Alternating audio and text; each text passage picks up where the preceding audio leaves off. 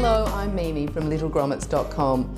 First of all, I would never proclaim to be a doctor, but 2 of my 4 children have had grommets or ear tube surgery 5 times between them. So I've put together this series of videos of helpful information on the before, during and after of grommets or ear tube surgery in everyday language.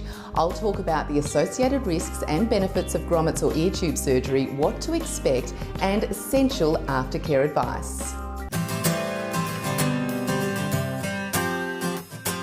This segment we will cover what happens after surgery.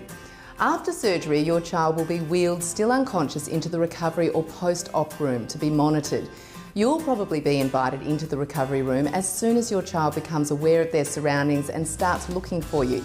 But if you're anything like me, you'll be nervously pacing the floor and asking every 5 minutes if they're out yet and if you can go in yet.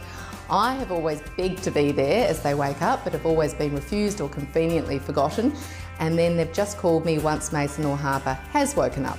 Mason, in all of his 3 operations, has woken very disorientated and frightened, and twice has pulled out the intravenous needle from his hand and blood has just splurted everywhere.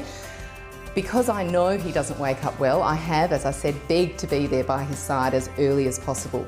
Harper, whose side I've also rushed to, of course, reacted to the anaesthetic completely differently and has just been really groggy and snuggly and sleepy post-op.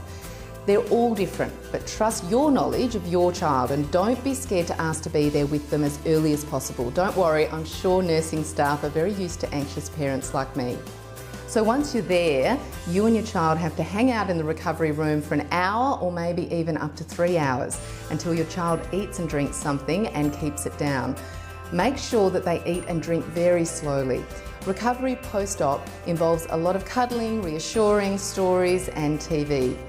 They may be in and out of sleep for a while, but once they've recovered from the anaesthetic, you'll be able to go home. Just before you leave, the nurse or doctor will give you some eardrops to take home. There'll be 1 or 2 types of eardrops and instructions for using them. Now, beware the lift or elevator on the way down to the car and the car journey itself. Vomiting is a big risk straight after surgery. A vomit bag is a really good idea. I wish I'd packed one when Mason threw up on me in the lift. But quite seriously, if vomiting persists, your doctor may prescribe medication to settle the stomach, so let them know if it continues. I really hope this segment has been useful. Look out for our next instalment, which is Grommets and Ear Tube Aftercare. I'm Mimi of littlegrommets.com. Thanks for watching.